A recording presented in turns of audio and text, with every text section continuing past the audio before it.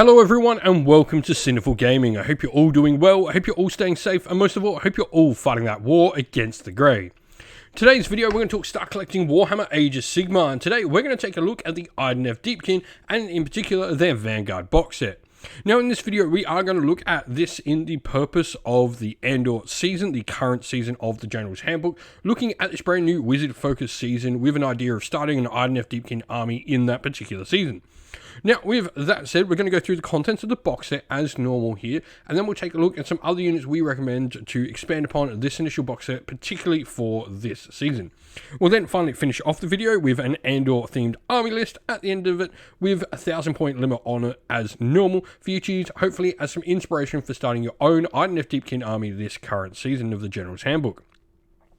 And so, to begin with, first of all, we get a Ishiran Soulscryer. Now, this is a priest, so this does mean you can't take things like Arcane Tomes, so you can't turn this model into a wizard. And this means it also can't be an Andtorian Locust, because it won't be a wizard.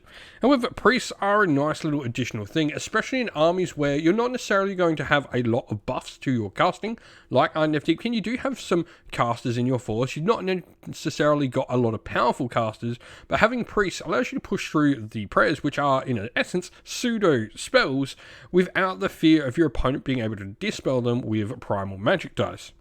So it does offer something there. Now, the Finder of the Waves ability is also really cool. We can take some of your units, outflank them to your opponent's board edge as well, and a built-in 5-up ward save is a nice little addition as well. We then have 10 Mighty Thralls, a battle line unit at all times for the Idoneth Deepkin. Single wound each and a 5-up save. Not the best defensively, but Sweeping Blows is a really fun ability where they add one to their attacks characteristic of the Lanmari Blades if they have a wounds characteristic of 1 on the unit they're fighting, or they add one to the damage if they're targeting something that has 3 or more wounds. So in general, they don't want to be fighting Stormcast or anything that's 2 wounds, Chaos Warriors, etc. You want to be putting them into 1 wound or 3+ wound fighters. Generally, I feel they're always going to be best against those 1 wound characters because they are only rend 1, and so they're probably going to get more out of attacking a unit that is 1 wound and has a lesser armor save, rather than going into something that, you know, is, say, like Kurnoth Hunters, that are bigger, have a better armor save, but also have those more wounds. The damage isn't likely to get through for them.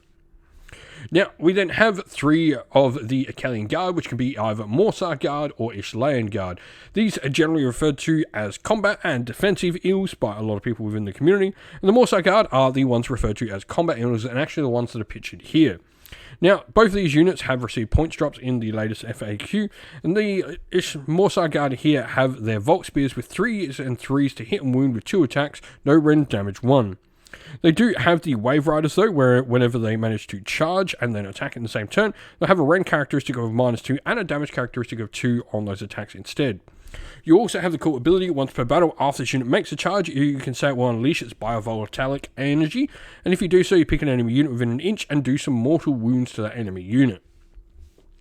Akhelian Guard, on the other hand, defensive eels, they have the Hell Sabers, so they do get rend -1, damage 1 at all times with their combat attacks, but they don't have any way to buff it. They don't get any benefits for charging onto their attacks. But they do have the ignore modifier for positive and negative on their save characteristic, which is really nice. So they've got a base save characteristic of 4+, but if they charge, it actually changes their save characteristic to a 3+ instead. Lastly, in this box set, we have an Akhelian Allopex, another one of our sort of noble Idoneth units. This is the Shark you can get here. Now, the Akhelian Allopex has 2 options for its ranged weapon on top. As you can see, it's sort of like a pseudo-chariot, you would say. The Razor Shell Harpoon Launcher is 4 attacks, 3s and 3s, rend 1, damage D3. Or the Retarius Net Launcher, 1 attack, 3s and 3s, no rend, damage 3.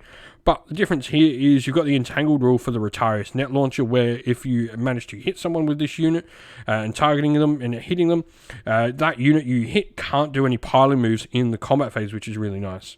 Merciless Shiver as well is a unit of them, so you can actually take these models in units, which is really cool, and these have a different coherency rule, which enables them to sort of work a little bit better. Bloodthirsty Predators as well allows you to add one to the attacks characteristic of this unit's Ferocious Bites if it's within 6 inch of any enemy models that have wounds or mortal wounds allocated to them, or if it is within 6 inch of an enemy unit that has any model slain in it, effectively drawn to the scent of blood. Today's video is brought to you by Gap Games, a fantastic retailer in Australia for a variety of different miniature war games. If you'd like to help support the channel, we have an affiliate link where by clicking on and purchasing, you'll help support the channel, but you'll also help support Gap Games, which is a fantastic servant to the community. And so, where to go next? And the first one is going to be the only model we have available to the Idoneth Deepkin as a faction, not including allies. That can be an Andtorian Locus, and that is the Akhelian Tidecaster. So you got 5 wounds on a 4-up save, which isn't terrible for a wizard, all things considering. 1 cast and 1 unbind. Master of the Ether Sea as well means if any units with this ability are part of your army, you can pick up to 2 different Akhelian rituals to influence the Ether Sea during the battle instead of just 1, which is really cool. You got your own spell called Riptide, which does some mortal wounds and can also subtract 1 from hit rolls, a really solid spell, and a built-in 5-up ward. We then have the Eidolons. Now, while one of the Eidolons, the Eidolon Mathlan aspect of the sea, is a wizard, it obviously can't be an Andtorian Locus, it is too high on the wounds level, but it can make use of those primal magic dice, so we're going to talk about the different versions of Eidolon here, because I definitely think they're going to be quite useful for us. So, the aspect of the sea is a wizard, which is really cool. You've got a couple of different spells for this model, and you can cast and unbind 2 per phase. 2 built-in spells is really nice though. Cloying Sea Mist allows you to do some healing to your units, and Tsunami of Terror can do a bunch of damage to a wide variety of different units, which is nice. Tranquility of the Abyss means friendly Idoneth Deepkin units within an 18-inch will have a bravery characteristic of 10. It's got a built-in 5-up ward, and you can re-roll casting, dispelling, and unbinding rolls for this unit as well. And if this unit successfully casting spells in your hero phase, it just heals D3 wounds, which is cool. You've got a decent little profile in attack, nothing too crazy coming out of it. 3 attacks, 3s and 3s, rend 2, damage 2, another couple of attacks at rend 1, damage 1, and 2d6 attacks coming out of the sharp fangs of all his little friends. Now, the Eidolon of Mathlan aspect of the Storm is the more combat-oriented version. You are going to get the Spear of Repressed Fury for 4 attacks, 3s, 2s, rend -2, damage 2. The Cruel Hook puts in some more damage 2, and the sharp fangs from all his little friends as well. Built-in 5-up ward, the model can retreat and charge as standard thanks to the Crushing Upon the Foe ability, and this also, whenever it charges, is able to heal some wounds and add 1 to its attack and damage characteristic of its Spear of Repressed Fury. It also gives out a bonus of +1 a wound for melee weapons by firing the Idoneth Deepkin units wholly within 12-inch, and pulled into the depths at the start of the combat phase, it can do some abilities to negate some of the effectiveness of your opponent's heroes nearby. Lastly, we have the other battle line unit. If you want to swap up maybe one of your battle line options, we have Namadi Reavers, a shooting unit. They have the Whisper Bow for 2 attacks, 3s and 3s, rend or 1, damage 1. And Ripples in the Ether Sea means they add 1 to their attack with their missile weapons, they add 1 to their hit on those attacks, with the ability being as long as they're within 9-inch of the enemy.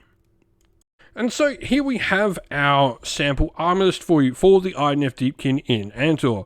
Now obviously we have gone with Dom Hain here for a Enclave. Dom Hain's an interesting one. This allows us to potentially be affected by alternate versions of the sea during the course of the game, and also allows us to make extra redeploys depending on whether we take the first or second turn. It's a really interesting and I think tactical way to play with your Idoneth Deepkin, and in the current season I think it's going to give us the most, especially with the type of armor list here we have, not really focusing on any part that some of the other sub-factions really hone in on. Now, Akhelian Tidecaster is going to be our general, and this model is going to have the command trait Eye of the Blizzard. What this one does is, as long as the general is on the table at the start of the round, we can roll a dice, and on a 5+, we can gain an additional primal magic dice. We then have the artifact, which is the Drit Leech. This is going to allow us to subtract 1 from casting, unbinding, and dispelling rolls for enemy wizards within 18-inch, though this will have no effect on Idoneth Deepkin units if we ever come up in a sort of Idoneth vs Idoneth game. And then Law of Primal Frost is going to be the spell we're taking, which is going to be Merciless Blizzard. This is just 46 mortal wounds, but it does have the potential to come back and do some damage to us, but I think it's great. Our other Akhelian Tidecaster is going to go with Hoarfrost, which can help put some extra rend or better to hit and wound rolls on our Namadi Thralls as well. Lastly, we have the Akhelian Soulscryer in there. We've gone for Curse as the prayer on this model to give us some mortal wound potential. And then, battle line wise, we have 2 units of 10 Namadi Thralls. Our Akhelian Allopex with the Razor Shell Harpoon, though really you can go with the Retire's Net Launcher if you want. It doesn't matter, it's up to you which one you want. And then 3 Akhelian Guard. Now we have gone a core battalion, sticking our 3 characters in here, and this is going to be the Andtorian Acolytes ability. Now, what this one does is, at the start of the hero phase, if 2 or more friendly Andtorian Locust units are in this battalion and on the battlefield, so this means both our Tidecasters would need to be alive, we roll a dice, and on 3+ we can gain an extra primal magic dice. This is 990 points out of 1,000, so it does mean we've got the potential for a triumph, and so we've gone inspired for +1 a wound, and then we've got no reinforcements and no allies, and 55 wounds and a 7-drop force on the table. If you've got some ideas on how you want to run your Idoneth Deepkin army, especially using the initial Vanguard box set as a core for this, let us know your thoughts down in the comments below. And so that is the end of the video. Thank you all for watching. We hope you enjoyed it. If you did, please don't forget to leave a like and subscribe to the channel. If you'd like to come chat more with me, we have a Discord server for the channel, and that is linked down in the video's description. Also linked down in the video's description are the best ways to help support the channel. This is either via Patreon or YouTube members using one of our affiliate links and codes down there, like Baron of Dice, Gap Games, or Mithras Games, or by supporting us directly on Patreon or YouTube members. If you'd like to do any of those, we have links for that all in the description, and as a special thank you to our Patrons and YouTube members, we'd like to give them all a shout out. So thank you to our Patreons: Soren, Kenny Lowell, Alder Shot First, Andrew Bowen, Cure Dynamic, JJ Austrian, Average Wargamer, Domir, Mark Harvey, James Cater, Benjamin Swallows, Red Martin, Iron Grinch, Colorblind Magic, Grimscold, and Andy C, and our YouTube members: Greenridge Gaming, Ronya, Lock Lorick, The Johnny84, Broken Chef, Ariana Edwards, Revenar, Pink Nico Fire, Robin Mankiller, Monty's Tabletop Terrain, James Tillman, Disco, and John Castle. Lastly, a special thanks to Lady Witchfox Art, who does all the amazing artwork you see on the channel. Once again, everyone, thank you all for watching. Don't forget to like, subscribe, and drop a comment down below. Stay safe, stay well, and most of all, keep fighting that war against the Grey. Ciao for now.